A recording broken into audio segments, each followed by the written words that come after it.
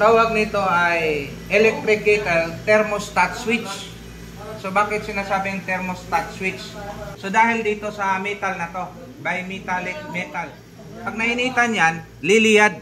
So pag lumiyad yan, tulad yan, pag naka-on, pagka yan ay nainitan, tutulak na yan, paangat. Kaya nga importante na nakasarado to. Kasi yung init na yan, di ba, ang init na nainitan to, magkakaroon ng init dito sa loob, kusa siyang mag-automatic. Kahit naiwanan mo siya, hindi ka mag-alala na baka masunog yan. Kasi meron siyang nag-automatic na mag-off.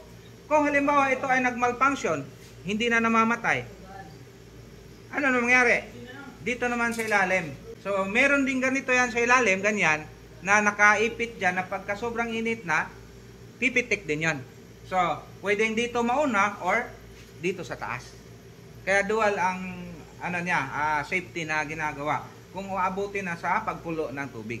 Okay, so paano ba i-check? Siyempre madali lang naman i-check to. Madalas kasi ang sira nito, nalulusaw yung plastic. Puro plastic naka-on, dapat short yan. Tapos pag naka-off, walang reading. Ayan on, off, wala.